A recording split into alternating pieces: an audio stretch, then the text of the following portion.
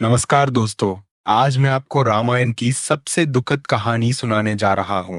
एक ऐसे महाबली योद्धा की गाथा जो 6 महीने सोता था और सिर्फ एक दिन जागता था।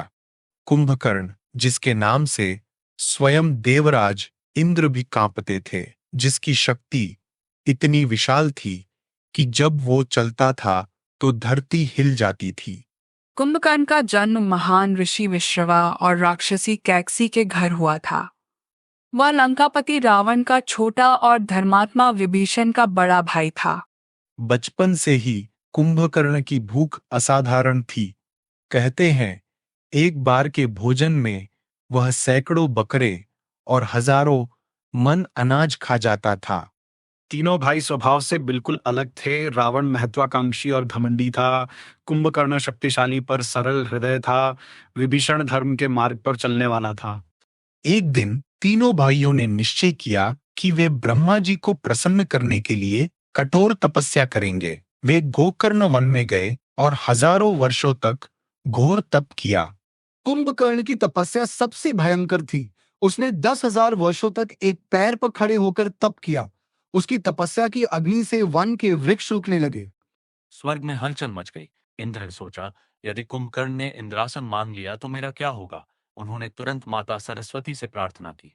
अंततः ब्रह्मा जी प्रकट हुए। उन्होंने कहा, वत्स कुंभकर्ण, मैं तुम्हारी तपस्या से अति प्रसन्न हूँ। मांगो, क्या वरदान चाहिए। जैसे ही कुंभकर्ण ने मुंह खोला, माता सरस्वती अदृश्य रूप से उसकी जिह्वा पर बैठ गई। वह बोलना चाहता था इंद्रासन, लेकिन उसके मुंह से निकला निद्रासन। तुम्हें निद्रासन प्राप्त होगा। 6 महीने तक गहरी निद्रा में सोओगे, फिर केवल एक दिन के लिए जागोगे, फिर वापस 6 महीने की नींद। यही चक्र चलता रहेगा। हे प्रभु, ये क्या हो गया? मैंने तो इंद्रासन मांगा था, ये निद्रासन कैसे? मेरा जीवन तो व्यर्थ हो जाएगा। मैं अपने परिवार की रक्षा कैसे करूंगा? हे ब्रह्मदेव, मेरे निर्दोष भाई पर दया कीजिए। वह तो मेरी शक्ति है, मेरी भुजा है। यदि वह सोता रहेगा तो लंका की रक्षा कौन करेगा। रावण, तुम्हारी प्रार्थना स्वीकार है। संकट के समय विशेष मंत्रों और विधि से कुंभकर्ण को जगाया जा सकेगा। लेकिन याद रखना, श्राप पूर्ण रूप से समाप्त नहीं होगा। तीनों भाई लंका लौटे। रावण को मिली अजेयता, विभीषण को मिला दिव्य ज्ञान और कुंभकर्ण को मिला नींद का श्राप। फिर भी कुंभकर्ण ने कोई शिकायत नहीं की। रावण ने अपने प्रिय भाई के लिए एक विशाल महल बनवाया, इतना बड़ा कि उसमें एक पर्वत समा सके। सोने के लिए विशाल शैया की व्यवस्था की गई। जब कुंभकर्ण जागता तो पहले हजारों बकरे भैंसे खाता, सैकड़ों घड़े मदिरा पीता, फिर एक दिन अपने परिवार के साथ बिताकर वापस 6 महीने की नींद में सो जाता। हारा। विशाल शरीर के बावजूद कुंभकर्ण का हृदय कोमल था। वह बच्चों से प्रेम करता, गरीबों की सहायता करता, जब भी जागता न्याय की बात करता। भैया रावण, आप में अहंकार बढ़ रहा है।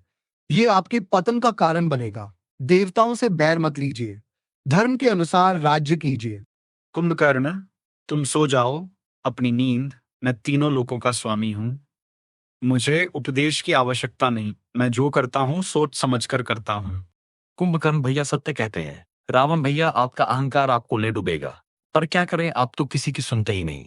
इस प्रकार वर्षों बीतते गए। कुंभकर्ण सोता रहा, रावण का अत्याचार बढ़ता गया। लंका सोने की बनी पर धर्म से दूर होती गई। रावण ने माता सीता का हरण कर लिया। उस समय कुंभकर्ण गहरी निद्रा में था। अभी उसके जागने में 4 महीने बाकी थे। कुंभकर्ण कभी सीता हरण की अनुमति नहीं देता। वह रावण को रोक देता। शायद रामायण की कथा ही अलग होती, पर विधि का लिखा कौन टाल सकता है। मैंने बहुत समझाया भैया, सीता माता को लौटा दीजिए। राम भगवान विष्णु के अवतार हैं। पर आपने मेरी एक न सुनी। अब मैं जा रहा हूँ।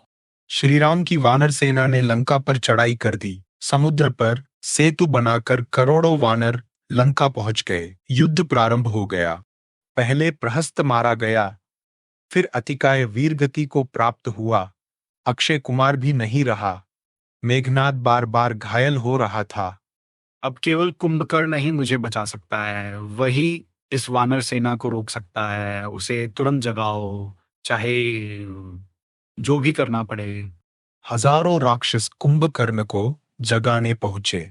विशाल ढोल और नगाड़े बजाए गए। शंख और तुरही की आवाज से लंका गूंज उठी। सैकड़ों हाथी उसके विशाल शरीर पर चलाए गए। गरम तेल और पानी डाला गया। अंततः हजारों राक्षसों के प्रयास के बाद उसकी आंखें खुली। कौन है जिसने मेरी निद्रा भंग की? अभी तो मेरे सोने के 6 महीने पूरे नहीं हुए। क्या लंका पर कोई महान संकट आ गया है? पहले मुझे भोजन दो, मेरा पेट भूख से जल रहा है। 2000 बकरे, 1000 घड़े मदिरा, पर्वत जैसा भात का ढेर। कुंभकर्ण के भोजन का दृश्य देखने लायक था। पूरी सेना के महीने भर के राशन को उसने एक बार में समाप्त कर दिया। भाई राम ने अपनी वानर सेना के साथ लंका को घेर लिया है। हमारे सभी महान योद्धा मारे जा चुके हैं। अब केवल तुम ही बचा सकते हो। पर भैया, राम ने लंका पर आक्रमण क्यों किया? क्या अपराध किया है हमने? बताइए पूरी सच्चाई। मैंने सीता का हरण किया है, वह अब लंका में है। राम उसे वापस लेने आया है, पर मैं उसे नहीं दूंगा। भैया, आपने ये क्या किया? किसी की पत्नी का हरण? ये तो महापाप है। आपने रावण कुल को कलंकित कर दिया। तुम भी विभीषण की तरह मेरे शत्रु बन गए। मैं तुम्हारा बड़ा भाई हूँ, मेरी आज्ञा का पालन करो। मैं जानता हूं आप गलत हैं, राम धर्म के पक्ष में हैं। फिर भी मैं लड़ूंगा, क्योंकि भाई का साथ देना मेरा धर्म है। लेकिन भैया, जब मैं मर जाऊं तब सीता माता को लौटा देना, वरना आप भी मारे जाएंगे और लंका का सर्वनाश हो जाएगा।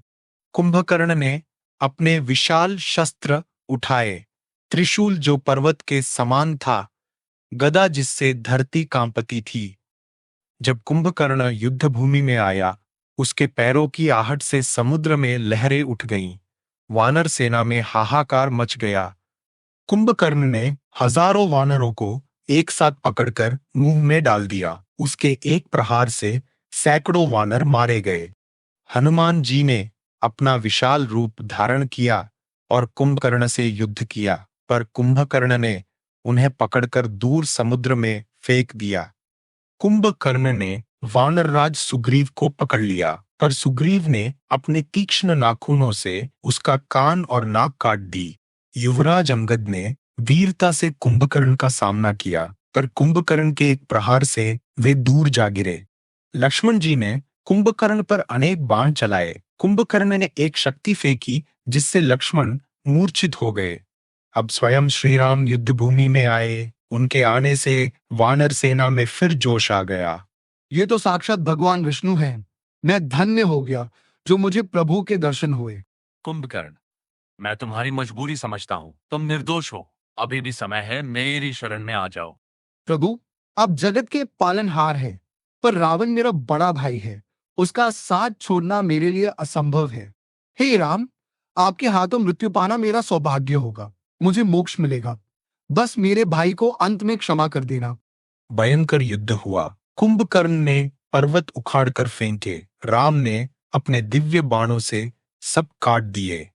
श्री राम ने पहले कुंभकर्ण की विशाल भुजाएं काट दी। रक्त की नदियां बह निकली। फिर श्री राम ने उसके पैर भी काट दिए। कुंभकर्ण धरती पर गिर पड़ा। अंत में श्री राम ने ब्रह्मास्त्र का संधान किया। सिर समुद्र में जा गिरा। कुंभकर्ण वीरगति को प्राप्त हुआ। मरते समय कुंभकर्ण के मुख से निकला, जय श्री राम। प्रभु, आपने मुझे मुक्ति दी। हाय मेरे भाई, मेरी शक्ति। कुंभकर्ण तू चला गया, काश मैंने तेरी बात मानी होती। कुंभकर्ण की कहानी हमें सिखाती है, परिवार के प्रति कर्तव्य और धर्म में संतुलन जरूरी है। दोस्तों, कमेंट में बताइए कुंभकर्ण सही था या गलत। वीडियो पसंद आया तो लाइक और शेयर करें। जय श्री राम।